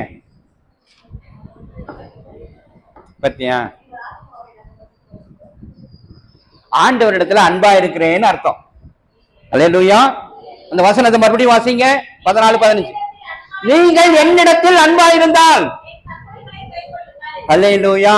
அப்படின்னா என்ன அர்த்தம்? நான் கை கொண்டால் நான் ஆண்டவரிடத்தில் அன்பா இருக்கிறேன் என்று பொருள். ரைட்டா? சில பேரை நீங்க பாப்பீங்க, நிறைய அவரு சர்ச்சைக்கு வந்திருக்க மாட்டாரு, அவருக்கு ஆண்டவர்னா என்னன்னு தெரியாது. ரைட்டா? நான் சொல்றது புரியுதா? நான் ஆண்டவர் என்னது ஏதுன்னு தெரியாது. ஆனா அவர் நல்லா இருப்பாரு, செழிப்பா இருப்பாரு. ஏன் செழிப்பா இருக்காரு தெரியுமா? அவர் அறியாமலே அவர் ஆண்டவரை நேசிக்கிறாருன்னு பொருள். அல்லேலூயா. நீங்க என்ன நினைச்சுக்கிறீங்க? இவங்க எல்லாம் நல்லா இருக்கிறாங்க, நான் எல்லாம் நல்லா இல்லை அப்படின்னு நீங்க நினைக்கிறீங்க. அல்லேலூயா. உண்மைதானே? சில நேரங்களை நம்ம நினைப்போம் இல்லையா, என்னடா இது நம்மளை இவ்வளவு கஷ்டப்படுத்துறாரு ஆண்டவர், இவங்க எல்லாம் நல்லா இருக்கிறாங்க, சர்ச்சுக்கு வர மாட்டேன்றாரு, ஆண்டவரே அவருக்கு தெரியாது, பொட்டு வச்சுக்கிறாரு இல்லையா, என்னெல்லாம் செய்யறாரு, ஆனா அவர் நல்லா இருக்கிறாரு. ஏன் நல்லா இருக்காரு தெரியுமா? நீங்க அவரை கொஞ்சம் உத்து பார்த்தீங்கன்னா அவர் நன்மை செய்கிறவராக இருப்பார். ரைட்டா? தான தர்மங்கள் செய்வாரு. ரைட்டா? அப்ப அப்படியெல்லாம் செஞ்சா அப்ப என்ன சொல்லுதுன்னா அவர் வசனத்துக்கு அறியாமலே ஆண்டவருடைய கற்பனைகளை கை கொள்ளுகிறார்னு பொருள். புரியுதா? அறியாமலே கை கொள்றாரு. அப்ப வசனம் என்ன சொல்லுது? 14:15 என்னிடத்தில் அன்பா இருந்தால் என் கற்பனைகளை கை கொள்ளுங்க. அப்ப அவர் அவரிடத்தில் அன்பா இருக்கிறார், ஆகவே அவருடைய கற்பனையை கை கொள்கிறார். அல்லேலூயா, அல்லேலூயா. சரி, நல்லா கவனிங்க. இப்போ இந்த விசேஷங்கள் ரொம்ப முக்கியம். அப்ப நான் என்னுடைய ஆத்துமாவை உயிர்ப்போடு வைத்திருக்க வேண்டும் என்பது அவசியம். கரெக்டா? அப்போ வசனத்தை நான் கை கொள்ள வேண்டும், ஜெபத்திலே தரித்திருக்க வேண்டும், ஆலயத்திற்கு செல்ல வேண்டும், ஒழுக்க நெறிகளை கடைபிடிக்க வேண்டும். இந்த காரியத்தை நான் செய்வேன் என்று சொன்னால் நிச்சயமாக நான் ஆரோக்கியமாக இருக்கிறேன் என்று பொருள். அல்லேலூயா. இப்ப அந்த மனுஷன் என்ன பண்றான்? ஒரு திமிர்வாதக்காரன், ஆண்டவர் அவனை சொல்றாரு ஸ்பிரிச்சுவல் ஹீலிங் முதல்ல அவர் கொடுக்கிறார். ஆத்மாவுக்கு என்ன பண்றாரு? முதல்ல சுகத்தை கொடுக்கிறாரு. ரெண்டாவது மறுபடியும் என்ன சொல்றாரு ஆண்டவர்? அவங்க உன் பாவங்கள், முதல்ல என்ன சொல்றாரு? உன் பாவங்கள் உனக்கு மன்னிக்கப்பட்டது என்று சொல்லுகிறார். வாசிங்கம்மா 5.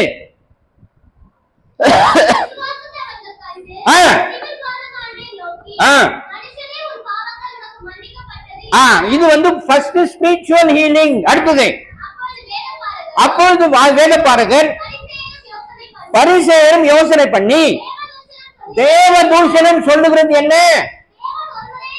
தேவன் ஒருவரே அன்றி.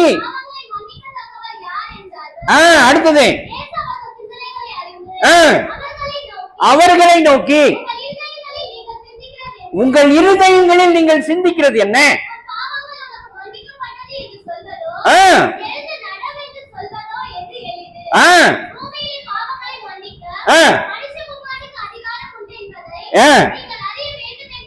சொல்லி திமிர்வாதக்காரனை நோக்கி நீ எழுந்து உன் படுக்கை எடுத்துக்கொண்டு வீட்டுக்கு போ என்று சொல்லுகிறேன் என்றார். அப்ப இதுக்கு பேர் என்ன பொருள் தெரியுமா? இதுக்கு பேர் தான் பிசிக்கல் ஹீலிங், சரீர சுகம். முதல்ல நடந்தது ஆவிக்குரிய சுகம், இரண்டாவது நடந்தது சரீர சுகம். அல்லேலூயா. இது ரொம்ப அவசியம். இன்னைக்கு நிறைய பேர் என்ன தெரியுமா பண்ணுவாங்க? நீங்க எவ்வளவு ஜெபம் பண்ணாலும் அந்த சரீரத்துல சுகவீனம் இருந்து கொண்டே இருக்கும். சில பேர் பார்த்திருப்பீங்க, நிறைய போய் நீங்க ஜெபம் பண்ணிருப்பீங்க, நிறைய பேர் போய் ஜெபம் பண்ணிருப்பீங்க, ஆனாலும் என்ன நடக்காது? அவங்க அப்படியே தான் இருப்பாங்க கொஞ்சம். ஆனா என்ன காரணம் தெரியுமா? அதுக்கு முதல்ல அவருக்கு என்ன கிடைக்கணும்? ஆத்மாவுக்கு சுகம் கிடைக்கணும். ஆத்ம சுகம் அவருக்கு முதலாவது கிடைத்தாக வேண்டும். அதற்கு பிறகு ஆட்டோமேட்டிக்கா சரீர சுகம் வந்துடும். ஆனா அதுல கொஞ்சம் டிலே ஆச்சுன்னா அந்த டிலே இருக்கும். நான் சொல்றது புரியுதா? நீங்க நினைப்பீங்க ஒருத்தருக்கு நல்லா ஆயிடுச்சு, இன்னொருத்தருக்கு நல்லா ஆகல. ஏன் அப்படின்னா அவருக்கு இன்னும் ஆத்மாவில என்ன பண்ணல, சுகம் வரவே இல்லை அப்படின்னு அர்த்தம். நீ நல்லா புரிஞ்சுக்கணும். மருத்துவத்துல 2 வகையான டிசீஸ் இருக்கு. நீங்க கேள்விப்பட்டிருக்கீங்க. இங்க நர்சஸ் படிச்சவங்க யாராவது இருக்காங்களா? நர்சிங் படிச்சவங்க யார? Very good. அவங்க 2 டிசீஸ் சொல்லுவாங்க. ஒன்னு அக்யூட் டிசீஸ், இன்னொன்னு கிரானிக் டிசீஸ் சொல்லுவாங்க. கரெக்டா? ஒன்னு நீண்ட காலம், கரெக்டா? இன்னொன்னு தொடர்ந்து இருக்கிற ஒரு வியாதி. அது இல்லாம இன்னொரு வியாதியும் இருக்கு, இந்த ரெஸ்பிரேட்டரி டிசீஸ், அப்புறம் லங் டிசீஸ், அந்த மாதிரி இந்த இது மாதிரி வைரல் ஃபீவர் அதெல்லாம் இருக்கும். அதெல்லாம் சாதாரணமானது, சாதாரணமா போயிடும். ஆனா இந்த நீண்ட நாள்பட்ட வியாதி அதெல்லாம் என்ன சம்பந்தப்பட்டது என்றால் இதெல்லாம் ஆத்மா ஹீலிங்கோட சம்பந்தப்பட்டது. ரைட்டா? அதெல்லாம் ஏன் நாள்பட்டதா ஆகுது அப்படின்னா ஆத்மாவோட சுகம் கிடைக்கலன்னு அர்த்தம். ஆத்மா சுகம் கிடைச்சிச்சு அப்படின்னா அவர் கண்டிப்பா ஹீல் ஆயிடுவார், பரிபூர்ணமா சீக்கிரமா ஆயிடுவாரு. அது கிடைக்காத வரைக்கும் அவர் அப்படியே தான் இருப்பார். அல்லேலூயா. இப்ப வாசிங்க சங்கீதம் 103 3, 4, 5 வசனங்கள்.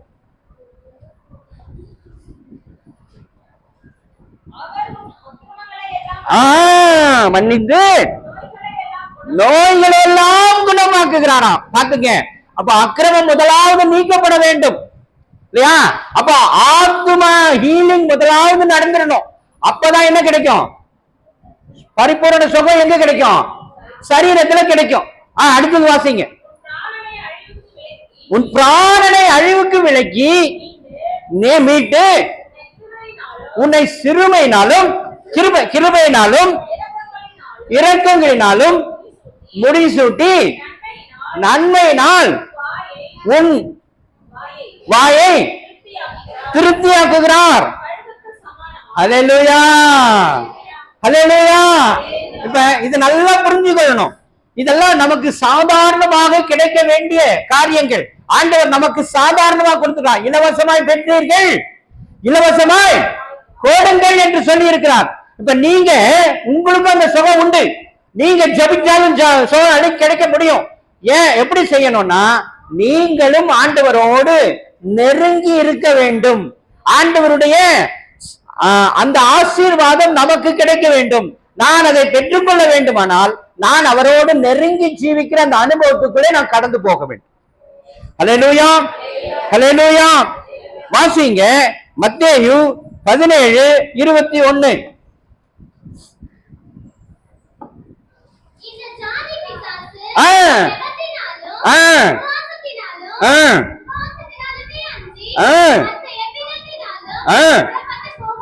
போகாது என்கிறார். இப்ப ஆண்டவர் மர்ருவ மலைக்கு போறார் இல்லையா? கீழே அவருடைய சீஷர்கள் இருக்கிறாங்க. கூட போனது எத்தனை பேர் போனாங்க? மேல மர்ருவ மலைக்கு எத்தனை பேர் போனாங்க தெரியல, தெரியுமாமா? யார் எத்தனை பேர் மர்ருவ மலைக்கு போனாங்க? ஆண்டவரோடு 3 பேர் போனாங்க. 3 பேர் போனாங்க. யோவான், ரைட்டா? மீதி பேர் எங்க இருக்கிறாங்க? கீழே இருக்கிறாங்க, மலை கீழே இருக்கிறாங்க. அப்ப அங்க ஒருத்தர் வராரு. அம்மா, ஐயா, நீங்க ஆண்டவரோடு கூட இருக்கிறீங்களே, நீங்க அவருக்கு சோகம் கொடுப்பா. என் பையனுக்கு என்ன ஆகுது? அந்த அலை கழிக்குது, அவன் தீயிலையும் தண்ணியும் போய் விழுந்துடுறான், சோகம் கொடுங்கன்னு கேட்கிறாங்க. அவங்களால சோகம் பண்ணிக்க முடியல. இப்ப ஆண்டவர் வர்றாரு. அங்க ஒரு பிரச்சனை நடந்து கொண்டிருக்குது. அப்ப ஆண்டவர் கேட்கிறாரு, என்னப்பா அங்க பிரச்சனை அப்படின்னு கேட்கிறாரு. இல்ல, உங்க சீஷர்கிட்ட கொண்டாந்து கொடுத்தோம், என் மகனை கொண்டாந்து நிறுத்தணும், சோகப்படுத்த சொல்லி, அவங்களால முடியல, நீங்க ஜெபம் பண்ண. ஆண்டவர் கோவப்படுறாரு. அல்லேலூயா. முதல் வசனம், அந்த வசனத்துக்கு முதல் வசனம் வாசிமா.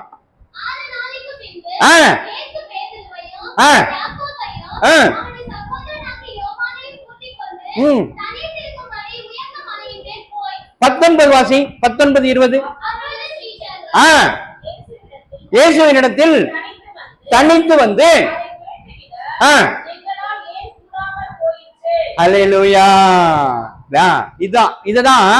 இததான் நீங்க புரிஞ்சுக்கொள்ளணும். ஆத்தும சுகம் என்பது முக்கியம். ஆத்தும சுகம் கிடைச்சிட்டா சரீர சுகம் ரொம்ப ஈஸி. அல்லேலூயா. அப்போ ஆத்தும சுகம் பெற வேண்டுமானால் நான் சில பயிற்சிகளை செய்ய வேண்டும். என்ன பயிற்சி? அதெல்லாம் வேற ஒண்ணும் கிடையாது. நீங்க போய் பெருசா தியானம் எல்லாம் பண்ண வேண்டியதில்லை, பெருசா ஒண்ணும் செய்ய வேண்டியதில்லை. ஆண்டவர் என்னைக்காவது உங்களை முடி வெட்டிக்க சொன்னாரா? தலைமுடி வெட்டி மொட்டை அடிக்க சொன்னாரா? கை குத்திக்க சொன்னாரா? ஒண்ணுமே சொல்லல. ஆண்டவர் சொன்னார், ஜெபம் பண்ணுமா. முட்டி கூட போட சொல்ல. ஜெபம் பண்ணும்போது முட்டி போட்டு சொல்லிக்கிறாரா எப்போது? இல்லவே இல்லை. நாம தான் முட்டி போடுறோம். ஏன்னா நான் தாழ்த்துறேன் என்பதற்கு நான் அதை செய்கிறேன், நான் பிரயாசம் எடுக்கிறேன். நான் தாழ்த்துறேன் என்பது எப்படி காட்ட முடியும்? நான் ஆண்டவர் இடத்துல என்னை தாழ்த்துக்கிறேன். இப்ப நான் சொல்றேன், ஜெபம் பண்ணுங்கன்னு சொல்லும்போது நான் என்ன சொல்றேன்? தலைகளை தாழ்த்தி, கண்களை மூடி, முழங்கார் படிட்டு அப்படின்னு சொல்றோம் இல்லையா? அதெல்லாம் நாம செய்யறது. ஆண்டவர் நமக்கு சொல்லிக் கொடுக்கல, நீ இப்படிதான் பண்ணணும், ஜெபம் இப்படி பண்ணாதான் நான் கேட்பேன் அப்படி சொல்லல, நாம் செய்கிறோம். அப்ப ஆண்டவரிடத்துல நான் என்னை தாழ்த்தி அவரோடு சஞ்சரிக்கிற மக்களாக நாம் மாற வேண்டும். இப்ப நோவா தேவனோடு சஞ்சரித்த ஒரு மனுஷன், ஏனோக்கு தேவனோடு சஞ்சரித்த ஒரு மனுஷன். நீங்க நினைக்கிறீங்க தேவனோடு சஞ்சரிக்கணும்னா நான் சன்னியாசியா இருந்தா தான் தேவனோடு சஞ்சரிக்க முடியும்னு நினைக்கிறோம் இல்லையா? அப்படித்தானே? ஒன்னும் சொல்ல மாட்டேன்றீங்க. இல்லை இல்லையா? அவன் குடும்பஸ்தனா தான் இருந்தான். யாரு? நோவா. ஏனோக்கு குடும்பஸ்தனா தான் இருந்தான், ஆனா தேவனோடு சஞ்சரித்துக் கொண்டிருந்தான் என்று வேதம் சொல்லுகிறது.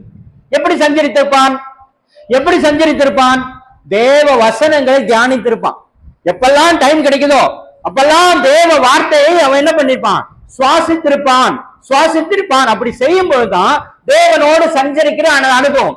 ஆபிரகாம் குடும்பத்தினால் தான் இருந்தான், அவன் தேவனோடு சஞ்சரித்தான் இல்லையா? யாராவது சன்னியாசியா இருந்து ஆண்டவரை தரிசித்தாங்களா? கிடையவே கிடையாது. எல்லாரும் குடும்பஸ்தனா இருந்துதான் ஆண்டவரோடு வாழ்ந்தார்கள். அப்ப ஏன் நம்மளால செய்ய முடியாது இல்லையா? நாம யோசிக்கிறோமா இல்லையா? நம்மால முடியும். அவர்களால் முடியுமானால் நம்மாலும் முடியும் என்று நாம் யோசிக்க வேண்டும். ஹல்லேலூயா, ஹல்லேலூயா. ஆகவே பிரியமானவர்களே, இந்த ஆத்துமாவை நீங்கள் உயிர்ப்போடு வைக்க பிரயாசம் எடுக்க வேண்டும். இவ்வளவு நேரம் இந்த ஆத்துமாவை குறித்த அந்த காரியங்களை தான் இப்போ நாங்கள் வெளிப்படுத்தி கொண்டிருந்தோம். வாசிங்க சங்கீதம் 42:2-11.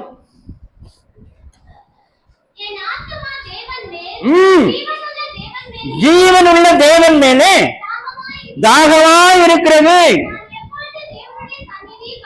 நான் எப்பொழுது தேவனுடைய சந்ததியில் வந்து நிற்பேன். இப்படிதான் நான் நினைக்கணும்.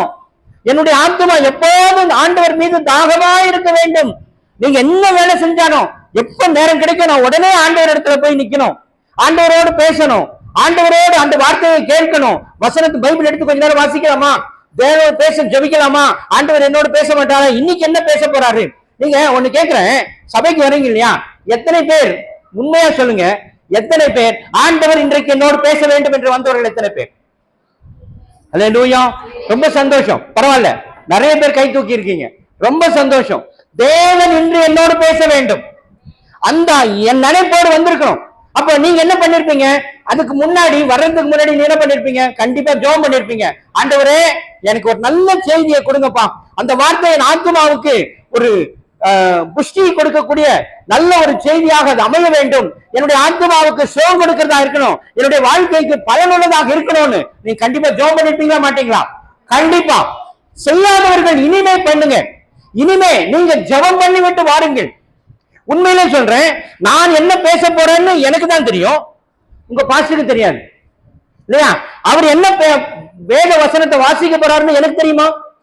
தெரியாது. ஆனால் இன்றைக்கு அவர் பேசின அந்த காரியத்தின் அடிப்படையில தான் நாங்க செய்தி எடுக்கிற. உண்மையா இல்லையா? உண்மையா இல்லையா? நம்புறீங்களா நம்பலையா? ஆமா. இன்னைக்கு அவர் சொன்ன அந்த வார்த்தை, இப்ப அந்த சகோதரி வாசிச்சாங்க, ஒரு வசனத்தை வாசிச்சாங்க சங்கீதத்துல இல்லையம்மா, ஒரு சங்கீதம் 119 நீங்க ஒரு வசனத்தை வாசிங்க இல்லையா? அது வாசிக்க சொன்னாரு, உங்க பாஸ்டர் வாசிக்க சொன்னபோது நீங்க தான் வாசிங்கன்னு நினைக்கிறேன் இல்லையா? அப்போ நீங்கள் என்ன நினைக்கிறீங்க என்பது ஆண்டவர் எங்கள், அதாவது அதுதான் பிரசன்னம் என்பது, வேற ஒண்ணும் கிடையாது. இதுதான் பிரசன்னம். அவர் மனசுல நினைக்கிறத நான் உணர்ந்து செய்யறது தான் பிரசன்னத்தின் அடிப்படை. ரைட்டா? அப்ப இந்த அனுபவம் எப்பொழுது வருமானால், நான் ஆண்டவரோடு தொடர்பில் இருந்தால் கண்டிப்பாக வரும். அல்லேலூயா. நான் ஆண்டவரோடு தொடர்பில் இருந்தால் நிச்சயமாக யாரோ எங்கோ பேசினார் அவர்களும் அதே பேசுவாங்க, நானும் இங்கே பேசுவேன். நீங்க நினைக்கலாம் அவர் பேசுறதுதான் நீங்களும் பேசுறீங்க, இல்ல நீங்க பேசுறதா அவரும் பேசுறான்னு சொல்லக்கூடிய சூழ்நிலை வரும். எப்படின்னா இது பிரசன்னம். அல்லேலூயா. சரி வாசிங்கம்மா 11. என் ஆத்துமாவே நீ ஏன் கலங்குகிறாய், ஏன் எனக்குள் தேங்குகிறாய், தேவனை நோக்கி காத்திரு, என் முகத்திற்கு ரட்சிப்பும் என் தேவனுமா இருக்கிறவரை யான் இன்னும் துதிப்பேன். அல்லேலூயா, அல்லேலூயா. அப்ப இதைதான் நாம் புரிந்து கொள்ள வேண்டும். ஆகவேதான் இந்த அனுபவத்தை தான் ஆண்டவர் ஆத்துமாவை தான் தம்முடைய சாயலாக உருவாக்கினார் என்று சொல்லி வேதம் நமக்கு கற்றுக் கொடுக்கிறார். ரைட்டா? அவருடைய சாயல் அது எதற்கு கீழ்ப்படியும்னா சத்தியத்துக்கு மட்டும் தான் கீழ்ப்படியும். இல்ல நாம என்ன சொல்லுவோம்னா உள் உணர்வுன்னு சொல்லுவோம், தெரியுமா? நம்ம நிறைய நேரங்களை சொல்லுவோம், நாம ஒரு காரியத்தை செய்யும், உள் மனசு என்ன சொல்லும்? செய்யாதேன்னு சொல்லுவோம். ஏன் சொல்லுது?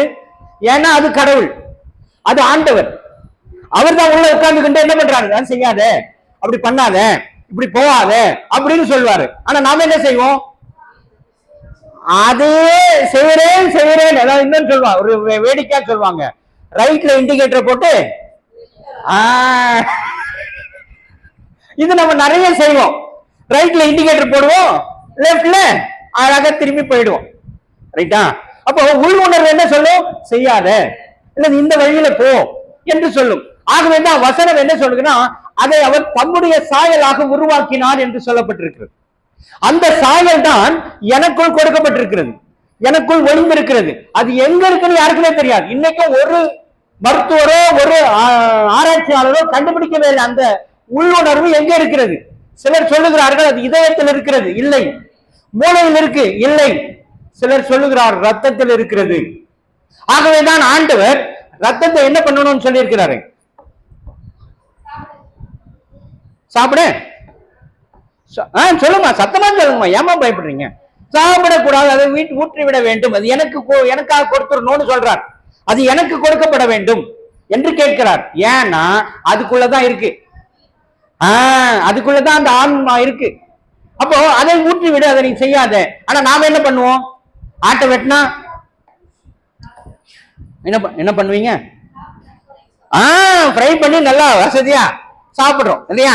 அது வசனம் சொல்லுது சாப்பிடக்கூடாது என்று வேதம் நமக்கு சொல்லுகிறது. ஏன் சொல்லுகிறது? ஆனா நாம என்ன பண்றோம்? அது பரவாயில்லைங்க, நல்லா இருக்கு, இன்னும் கொஞ்சம் சேர்த்து சாப்பிடலாம், இன்னும் கொஞ்சம் மசாலா போட்டு நல்லா சாப்பிடலாம் அப்படின்னு சாப்பிடும். சரியா? புரிந்து கொள்ளுங்கள், புரிந்து கொள்ளுங்கள், புரிந்து கொள்ளுங்கள். கர்த்தர் இப்படிதான் நமக்கு வசனங்களை போதிக்கிறார்.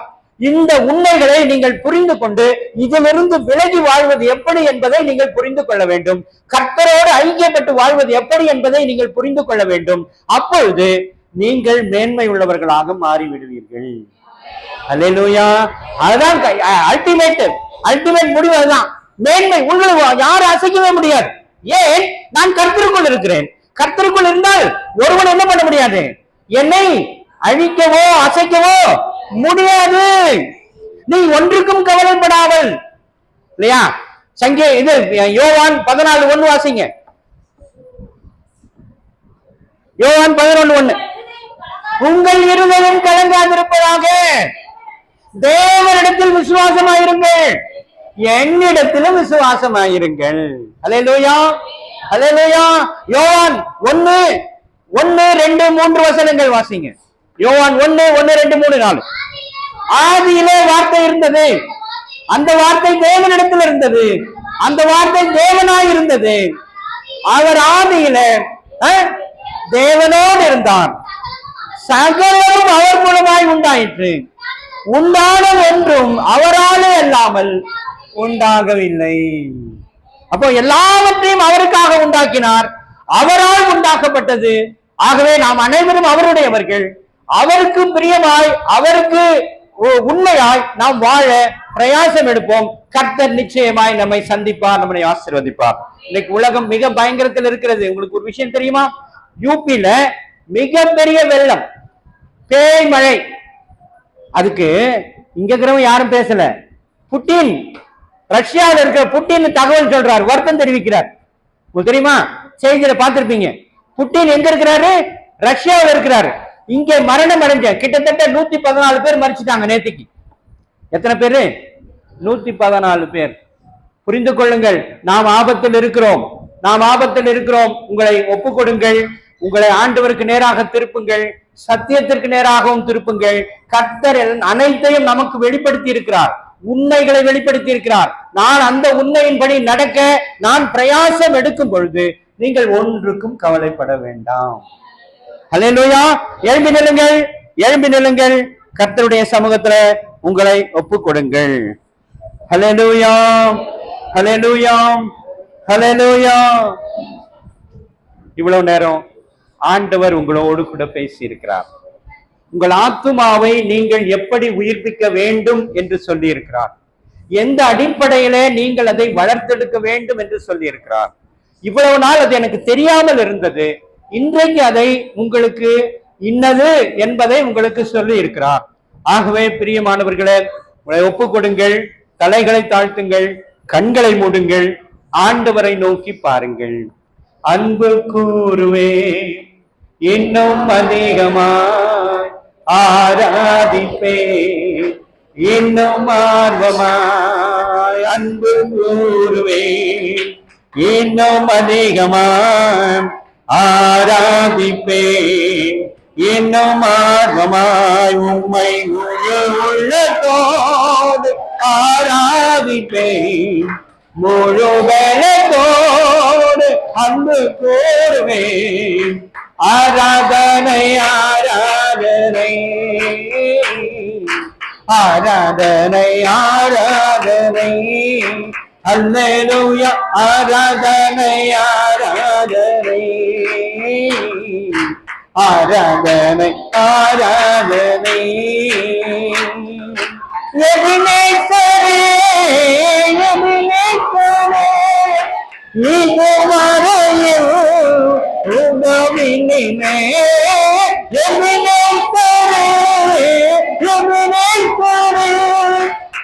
இதுவரையில் உதவினே இதுவரையில் உதவினே உம்மை முழு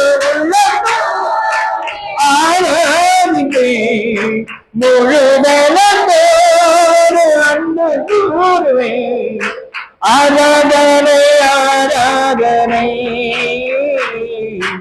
ஆராதனை ஆராதனை அல்லேலூயா ஆராதனை ஆராதனை ஆராதனை ஆராதனை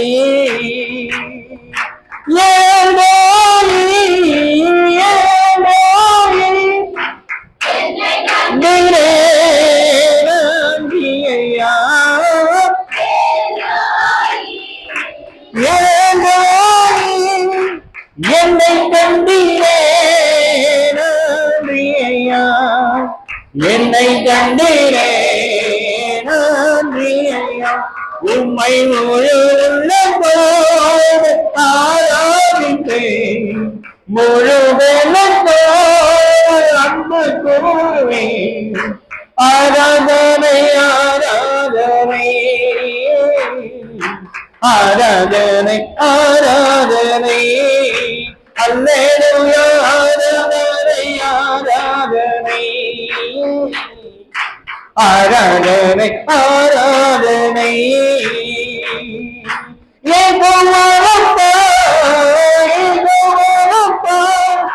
சுகம் தந்தீரே நன்றி ஐயா